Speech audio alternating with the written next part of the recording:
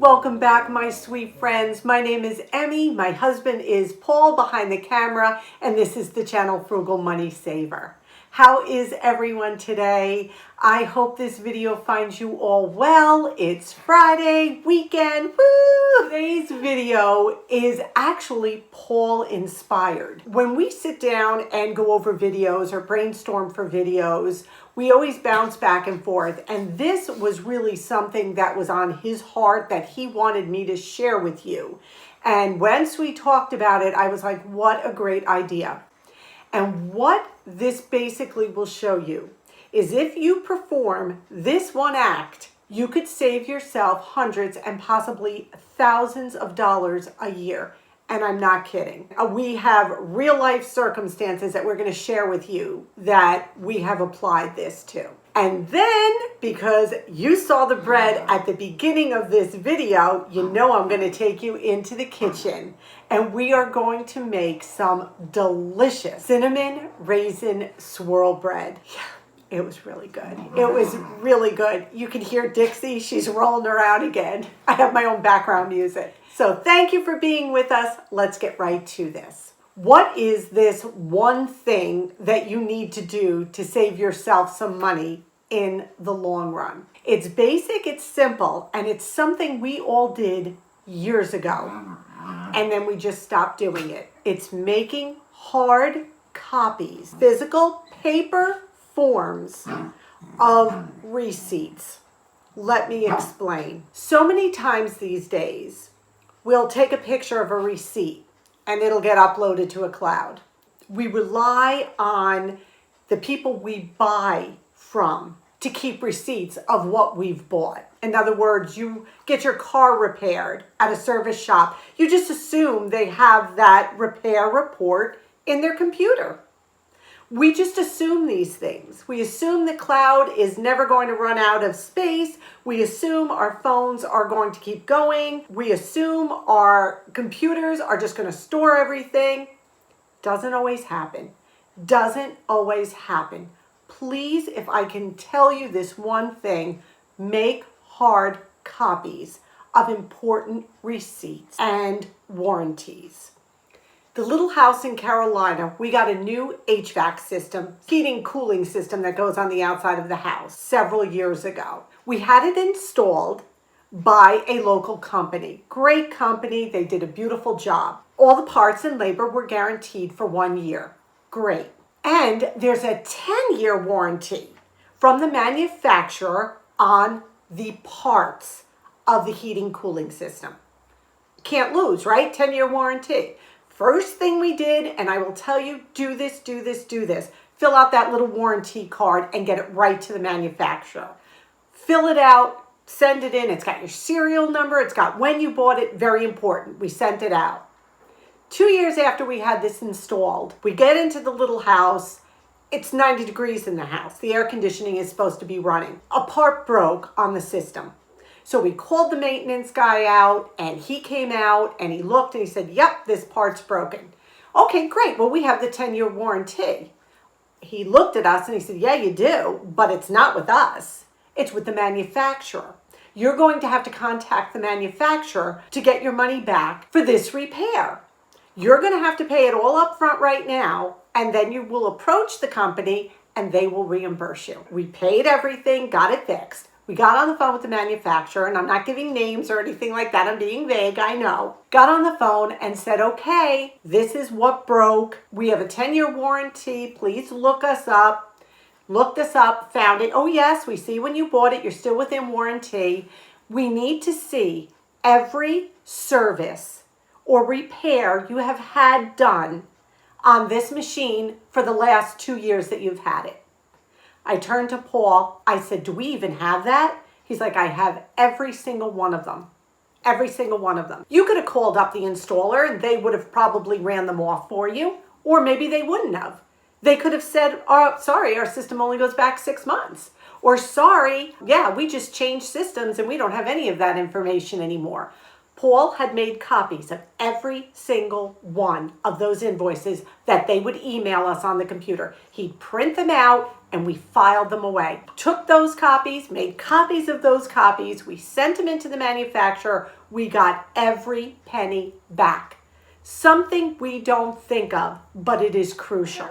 Another example of this was our car had a new heater core put in it. We have issues with heating and cooling. Our car's heater core stopped working. So we had to pay to get a new heater core. And that came with a 2-year warranty from the dealer. So again, we're assuming that the dealer has all this information. Please don't assume that. So when we went to pick up the car, and Paul said, how long is this good for? He says, don't worry about it. He says, we got it in the system. It's 2 years. Paul said, no, no, how long is this good for? And the guy said, 2 years. Paul said, please write it on the receipt and initial it. And Paul had the man write it on the receipt, initial it, and he came home and he filed it. Guess what happened? Within 2 years, that heater core went again. Worst case scenario, we would have gone back and they would have said, sorry, that was a 1-year warranty. Or we would have had nothing to prove that it was a 2-year warranty. Paul had the foresight to have that man write on that receipt, 2-year warranty on parts and labor, and sign it. Within that 2 years, it broke again. We took that piece of paper. We didn't rely on them. We did it the old-fashioned way. We brought that piece of paper in. There were no questions. There were no, well, we can't honor that. It's right there in writing. This is just a little reminder. Sometimes we think of the old ways as not being efficient or having too much paper clutter in the house. And we've become such a digital age. But with important things like warranties and service agreements, anything like that, please keep your hard copies. It could save you so much money in the future. Within the last year, we've pulled out papers for both the heating and cooling and the car, and we had no issues with either. Sometimes the old ways are not necessarily the bad ways. So I hope this was encouraging to you. I hope it was informative. I was so impressed when Paul said this because you don't think about it. We just rely on electronics for everything now. We don't ever think anything can happen to that. Doesn't take long to put it in a file marked car or put it in a file marked home improvement, whatever it may be. I really hope that was helpful. Now we're going to turn this camera around and we are going to make the yummy bread that you saw at the beginning of this video. Fall is here. It's time to start baking again. Let's get into the kitchen. We are making cinnamon raisin swirl bread. It is so easy, so good. First thing I'm going to do is reconstitute my raisins. So what I'm going to do is just add a little. We have some raspberry lime seltzer left over from Labor Day party, Paul, I think. I believe so, yeah. And I'm just going to pour it over. Now listen, you don't have to use seltzer. I would prefer juice, but we don't have any juice in the house. You can use water. You can use whatever you want. What you want to do is just reconstitute these. So I'm going to just put these aside and let them get a little soft. What I'm doing now is melting 1 tablespoon of butter in a half a cup of milk and then let it cool slightly. I am going to take the butter and milk mixture and just put it in the mixing bowl of the KitchenAid. And to this mixture, I'm going to add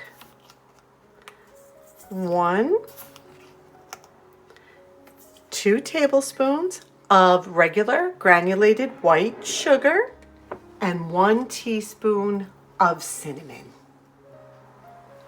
And I'm just going to whisk this together. The weather is getting so much cooler here today and the days are rainier.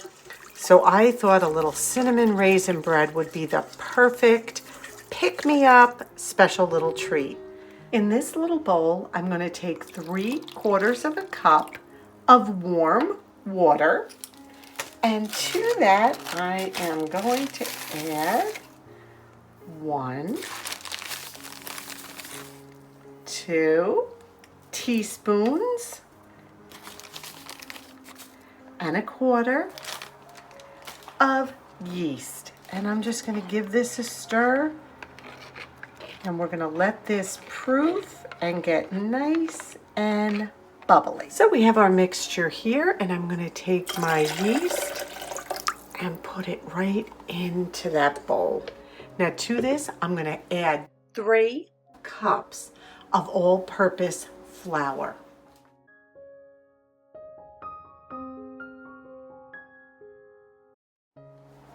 And we're going to knead this for about 4 to 5 minutes, the same if you're doing it by hand, and we'll check it at that point. And now I'm just putting this in a grease bowl, rolling it around. We want to get all those sides nice and greased. Now I'm going to just take a clean cotton dishcloth, cover it. We're going to let it set for 1 hour or until it's doubled in size. Here's our beautiful dough. I'm going to give that a punch, and we're going to pull this out. Oh my goodness, look at this dough. I put some flour down. Now what we're going to do is we're going to roll this. We're going to make it into about an 8 by 16 inch rectangle. All right, I would say this looks good. Now we're going to make the cinnamon sugar filling. I have 2 tablespoons of white sugar, 1 tablespoon of brown sugar. Then we're going to put about 3/4 of a tablespoon of cinnamon. Remember the raisins that we had soaking? What I'm going to do now is drain them thoroughly. And you can see they're nice and soft now, which is what we wanted. So I'm going to drain these. And I'm going to add the raisins right to our cinnamon sugar mixture. So we're going to add a little stabilizer, which is about a tablespoon of flour to this. And then I'm just going to mix this together. Now I'm going to take 2 tablespoons of softened butter, and I'm going to spread that all over this dough. And if we can help it, we're not going to put the mixture right up to the edges. This is such a great gift to give. It's not complicated at all. If you have to give something during the holidays, this is a definite crowd pleaser. Now I'm just going to take my raisin filling, and we're going to sprinkle this throughout. You're going to try to stay away to the edges. Now what we're going to do, we're going to roll it this way, and what we want to do is roll it tightly. Now I'm hoping that's tight. We're going to tuck a seam under there. We're going to tuck the seam there. And I wanted to show you this. We're going to pinch these seams. You want to make those seams nice and tight. We don't want this leaking. There we go. So I have a 5 by 9 glass bread pan, and I'm going to place it right into this pan. I'm going to squish it so it's a little more uniform. This is a greased pan. I'm not sure if I said that. Cover it with the clean towel again, and we're going to let it sit for about 30 minutes. Here we go. Ooh, yummy. I'm going to score the top of the loaf. So what we're going to do now is put it in a 375 degree oven for 35 minutes. And this cooked 35 minutes, and I gave it a knock, and it sounds hollow, which shows that it is done. And I can see through the pan, it looks nice and brown. I've got a little dip in the bread here, which I'm not thrilled about, but if that's the worst of it and it tastes amazing, then we're good to go. We're gonna let this cool for just a few minutes in the pan, and then we're gonna flip it and put it on a wire rack to cool completely. The cinnamon swirl bread cooled completely. Paul's gonna give it a cut. See the inside. This is anticipation. Whoa! Oh my goodness. I am very, very happy with this. Let's see the inside. Oh yeah, turned out perfectly. Perfectly. It's done. It's done perfectly. It smells amazing. It's got a beautiful rise. It's fall and it's time to get into the kitchen and bake that cinnamon raisin bread. We had it toasted for breakfast this morning. Yeah, with a cup of tea. It was absolutely a delight. That's the only word I can think of. It was so yummy and just delicious. We just had a little quiet time this morning, sipped on a cup of tea, had a little bread and butter, and it was absolutely delightful. It really was. Let me know if you're back into the kitchen, getting into the fall mode of cooking and baking. I'd love to hear about it. You know we love you. You know how much we appreciate you being here. Have a beautiful, blessed weekend. Stay well, stay safe. Remember we love you. And above all, we wish you blessings. Bye-bye.